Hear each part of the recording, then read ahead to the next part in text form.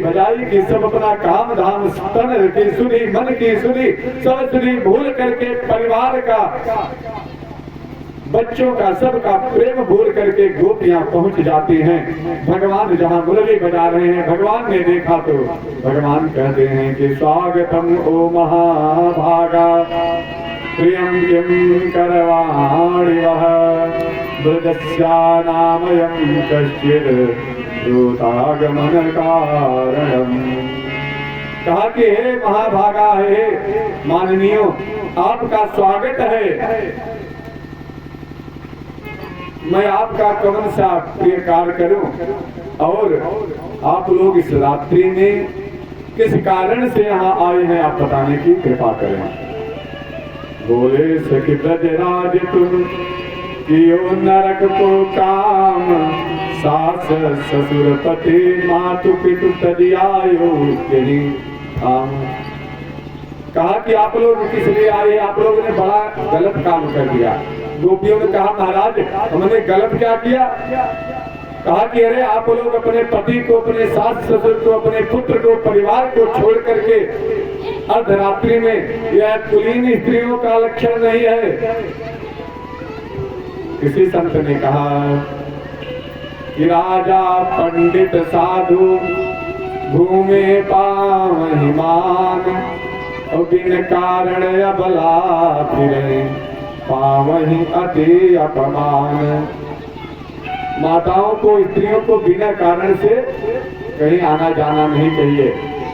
कि जब हो तब नैहरे चल दे, जब हो तब झोला उठावा बाजार करे चल दे, तीर्थ करे चल दे। माताओं के लिए कहा गया है कि बिना अपने पति, माताओं को सदैव, स्त्रियों को सदैव अधीन रहना चाहिए। जब तक विवाह नहीं हुआ है तब तक मायके में पिता और भाई के अधीन रहें, और जब विवाह हो जाए तो पति के अधीन रहें, और यदि पति नहीं है तो अपने पुत्र के अधीन रहना चाहिए। इन्हें स्वतंत्र नहीं होना चाहिए, यह शास्त्र कहता है। लेकिन आज बड़ी विडंबना हो गई है। आज स्वतंत्रता के नाम पर यह जो वामपंथी लोग हैं, जो हमारे धर्म को नष्ट करने वाले हैं, ये लोग ऐसा भड़का करके कि स्त्रियों के ऊपर बंधन लगाया जा रहा है, इन्हें स्वतंत्र कर दिया जाए, ऐसा करके मनोबल को बढ़ा करके हमें आपको नरक की तरफ ढकेल रहे हैं। जो आप लोग देख रहे हैं समाज में क्या दुर्दशा हो गई है स्त्रियों की। यह तो जिस प्रकार से मरकत मणि होती है, जवाहिरात सोना चांदी को हम गुप्त रखते हैं, ऐसे ही माताएं, स्त्रियां, बेटी, बहन, पत्नी हमारे घर की लज्जा है, हमारे घर की शोभा है, हमारे घर का रत्न है या महामणि है। इसे छुपा करके रखना चाहिए, यही शास्त्र में प्रमाण है। पहले यही छुपा करके इनको गुप्त रखा जाता था, लेकिन आज तो बड़ी वेदना होती है कि कैसे कैसे वस्त्र आ गए हैं, पहन करके अपने अंगों का प्रदर्शन कर रही हैं। सब दक्षिण उसे पश्चिमी पाश्चात्य को, उस सभ्यता को ग्रहण कर रही है। बड़ा दुख होता है, और फिर इसीलिए हमारा समाज दूषित हो रहा है, परिवार दूषित हो रहा है, और इसी का प्रभाव है कि पुत्र पर, परिवार पर, पुत्रियों पर पड़ रहा है। तो निवेदन करूं कि आप लोग धारण उसको करें, अपने बच्चियों को यह बात बताएं, पुत्रियों को यह बात बताएं, कभी गलत नहीं होगा। ऐसे ऐसे पहनावे आ गए हैं कि बिना कहे भले दीन दयाला कहते नहीं बनता। इसलिए निवेदन करूं कि आप लोग प्रबुद्ध लोग हैं, कम से कम अपने घर से था। और देखिए, लोग चाहते हैं दूसरे को बड़ा उपदेश दे देंगे, लेकिन नियम है पहले हम सुधरे, पहले हम अपने से शुरू करना चाहिए। हमारा घर हम सुधरेंगे, फिर देखी देखा पड़ोसी को बताएंगे, फिर गांव में बताएंगे, फिर समाज में बताएंगे। यह व्यवस्था होनी चाहिए। प्रेम से बोलिए भक्तवत्सल भगवान की जय हो। भगवान ने कहा आप लोगों ने बड़ा गलत किया। गोपियों ने कहा महाराज हमने गलत क्या किया? कहा कि आप ऐसा मत कहो, हम तो संसार के सारे भोग और ऐश्वर्य को त्याग करके आपकी शरण में आए हैं।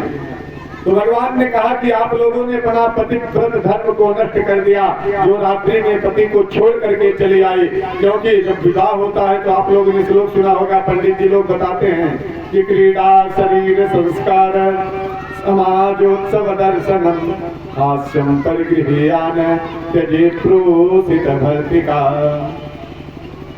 कहता है पति की जब से मैं रहूं परदेश प्रिय, तन का श्रृंगार कबहु नहीं कीजे, जाना नहीं पर के गृह में हंसियो मजाक में भाग लीजे। उत्सव हुए भले कटहूँ मन मार प्रिय, घर ही में रही जे। और यदि मैं रहूं घर पर घर तो प्रतिबंध नहीं मन में लिख लीजे। कहते हैं कि परदेश हूँ अथवा बिना मेरे आदेश के बिना पति के आदेश के माताओं को तीर्थ नहीं करना चाहिए, व्रत नहीं करना चाहिए, पूजन भी नहीं करना चाहिए। अपने पति का पूजन कर लिया, अपने पति का सम्मान कर लिया, अपने पति की सेवा कर ली तो आपको पूरे तीर्थ, पूरे व्रत, सभी पूजन का फल प्राप्त हो जाता है। यह मैं नहीं कहता, शास्त्र कहता है। माता अनुसुईया जी ने सीता जी को यही उपदेश किया कि एक ही धर्म एक व्रत नेमा, एक ही धर्म एक व्रत नेमा,